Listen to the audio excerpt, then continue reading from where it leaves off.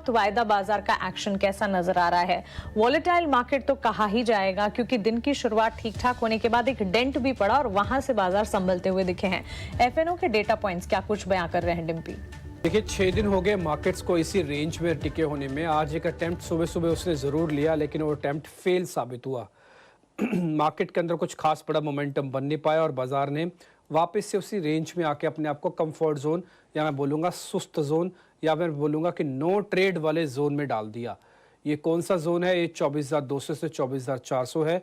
आप सुनते सुनते थक गए होंगे और मैं कहता कहता थक गया कि 24,200 और 24,400 जब तक फाइनली ब्रेक होकर क्लोजिंग बेसिस पर हमको नहीं मिलता, तब तक बड़ा मूव आना मुश्किल है। जब देश की सरकार बड़ा फैसला नहीं ले रही, जब मार्केट बड़ा मूव नहीं ले रहा, तो आप बड़ा मूव आप भी ना लीजिएगा, आप भी शांति से बैठे रहिएगा। कोई बड़ा पैसा मार्केट के अंदर इस समय डालने की ज़रूरत नहीं है।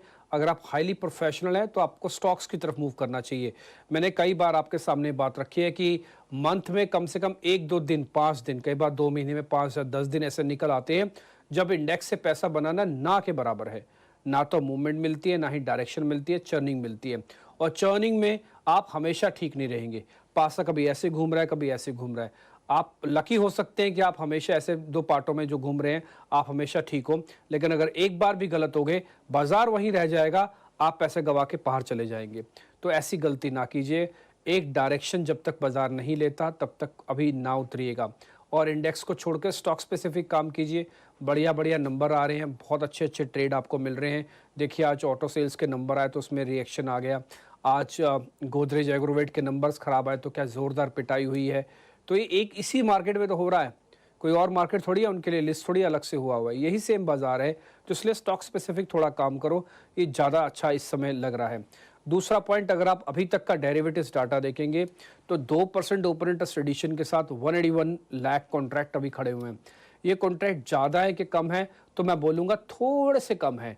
ये करीब 2 लाख कॉन्ट्रैक्ट होने चाहिए थे, जो भी 81 है, तो 20,000 कॉन्ट्रैक्ट कम है। इसलिए बाजार थोड़ा लाइट है, इसलिए स्विंग बहुत फास्ट मार रहा है। एकदम से ऊपर आ रहा है, एकदम से वापस नीचे जा रहा है। ऊपर जाने की रीजनिंग नहीं है, नीचे आने की रीजनिंग नहीं है। अगर है भी रीजनिंग तो वो सिर्फ क्यासों में है, यानी कि परमानेंट तो कुछ नहीं है, फिक्स कुछ नहीं है। वो सिर्फ तो प्रोबेबिलिटी के बेसिस पर हो रहा है। अच्छा, अभी मीटिंग हुई है तो गिरो बाजार। अच्छा, अभी कुछ नहीं हुआ तो थोड़ा टालो बाजार, तो चलाओ बाजार। तो ये प्रोबेबिलिटी का धंधा है, ये प्रोबेबिलिटी का बिजनेस है। तो उसके अंदर आपको फंसना नहीं है। जब तक कंफर्मेशन ना आ जाए, कोई बड़ा ट्रेड आप लेना नहीं। एक और चीज़, ऑप्शंस वाले थोड़ा ज़्यादा सावधान रहें। वैसे तो मैं 8 मई की कॉल बार बार बोलता हूँ, दिखा पाएँ तो। अगर नहीं भी दिखा पाएँ तो अगर शायद हो सकता है 29 मई की कॉल जो आप दिखाना चाहें 24,400 की, उसमें भी ये दिख जाए। मैंने भी देखा नहीं, मैंने अपने टर्मिनल पे 8 मई वाली लगा रखी है, उसमें तो साफ दिख रहा है कि कॉल और पुट दोनों पैसा गंवा रहे हैं। अगर आपके पास 29 मई वाली कॉल है तो एक बार जरा फायर करके दिखाइए 24,400 की कॉल। और यही बात मैंने सुबह सुबह भी आपको बताया था, नोटिस करवाया था कि भाई ऑप्शंस के अंदर हाईली प्रोफेशनल लोग ही उतर के आना, अदरवाइज काम ना करना। एक और चीज़, आज शुक्रवार का दिन है, 2 दिन थोड़ा आराम रखिएगा, फिर देखेंगे मंडे को गैप अप या गैप डाउन होगा। अगर कुछ घटनाक्रम सैटरडे संडे को होता है आर्मी की तरफ से, तो शायद हो सकता है बाजार थोड़ा गैप डाउन भी करे। अगर नहीं होता है तो बाजार इसी रेंज में या इस रेंज के ऊपर भी खोल सकता है। स्टांस कॉशियस का ना छोड़िएगा। मैंने सुबह भी आपको बताया था, कल परसों से आपको बता रहा हूँ, अभी भी आपको बता रहा हूँ, कॉशियस के स्टांस को ना छोड़िएगा। वॉल्यूम कम करके रखो और शांति से पैसा बना के आराम से बैठो। 24,400 वाली कॉल एक बार जरा दिखाइए। ये देखिए, कॉल के अंदर कुछ भी नहीं है, परसेंटेज में 0.63 है, कोई पैसा नहीं बन रहा। ये 29 मई की, अगर आप 8 तारीख के देखेंगे तो पैसा जा ही रहा होगा। अब आप पुट भी दिखा सकते हैं 24,400 की इसी तरह से, तो वहां पर भी आप देखेंगे कुछ खास बड़ा मूवमेंट नहीं आ रहा होगा। तो एक रेंज का कारोबार कॉल और पुट्स दोनों में आपको देखने को मिल रहा है। इसका मतलब अगर आप नॉन प्रोफेशनल हैं तो फिर आप दोनों से पैसा गंवा रहे होंगे, चाहे कॉल लेके या पुट लेके। और अगर आप प्रोफेशनल हैं, राइटर्स की राइटिंग करना जानते हैं, तो शायद हो सकता है दोनों से आप पैसा बना भी रहे हो। मार्केट्स में फिर से बरसारी बनी हुई बढ़त खो रही है और निफ्टी फ्यूचर्स जो मई के कॉन्ट्रैक्ट के हैं वो आ चुके हैं लाल निशान में। विक्स वापस से हरे निशान में है। तो कॉशियस स्टांस बना के रखिए, रेंज के अंदर है। मैं फिर से बता रहा हूँ, बाजार आपको 2-2 मिनट में ये कहेगा मैं अभी चला, अभी चला, अभी चला, चलेगा नहीं। वो बोलेगा मैं अभी टूटा, अभी टूटा, अभी टूटा, टूटेगा भी नहीं। आपसे ये गलती करवाना चाहता है, आप गलती करते ही अपने पैसे खो देंगे। आप ये बात सोचेंगे 6 घंटे बाद, कल या परसों में, अरे मार्केट तो वहीं का वहीं है, मेरे पैसे चले गए। यही चीज़ चर्निंग के अंदर होती है। यही टिपिकली ऐसा समय है जब इंडेक्स से थोड़ी दूरी बना लेनी चाहिए। स्टॉक स्पेसिफिक काम कीजिए, बढ़िया काम कीजिए, और जो इंडेक्स के ट्रेडर हैं भले छुट्टी पे जाना चाहें, 1-2 दिन अभी और भी छुट्टी पे जा सकते हैं। कुछ नहीं होगा अभी मार्केट के अंदर, ना ही डाटा बन रहा है, ना ही ऐसा कुछ दिख भी रहा है बाजार में। अच्छा सर, लेकिन बॉटम लाइन ये है, सिर्फ ये एक दो स्टॉक से तो हुआ नहीं होगा। ये इतना वॉलेटाइल मूवमेंट क्या सिर्फ फ्राइडे का एक्शन है या कुछ और भी है? ये बढ़िया सवाल पूछा है। फ्राइडे तो हर फ्राइडे आता है, आज ही क्या स्पेशल है फिर? Exactly. हाँ, तो दो चीजें हैं जो आज स्पेशल है, जिसकी वजह से एकदम मूवमेंट आया।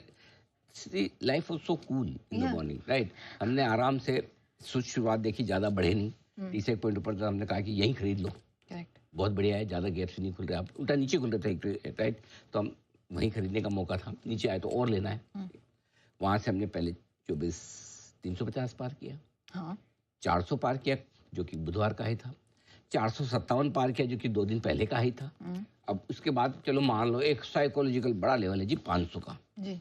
वो भी पार हो गया। हाँ 590 589 प्रिसाइजली, यानी 600 के आसपास तक पहुंचे। सब ठीक ही चल रहा था, थोड़ा बहुत नीचे आए हम 550 पर, उतने तो प्रॉफिट बुकिंग आई जाती है। सिमिलरली बैंक निफ्टी में भी आप 55,500 55,600 के आसपास तक पहुंचे, सब ठीक था। 55,500 के आसपास बैंक निफ्टी टाइम पास कर रहा है, निफ्टी आपका 24,500 550 के आसपास टाइम कर रहा है। अचानक एकदम बिल्कुल, है ना? जी। अचानक वो आई, वो समय था 11:22 का। 11:22 पर जेएसडब्ल्यू स्टील पर सुप्रीम कोर्ट का फैसला आया, ओके। ठीक है? और फैसला यह है कि सुप्रीम कोर्ट ने जो आईबीसी के तहत इन्होंने भूषण स्टील का एक्विजिशन किया था, उस फैसले को रद्द कर दिया। 11:27-28 से मार्केट ने गिरना शुरू कर दिया।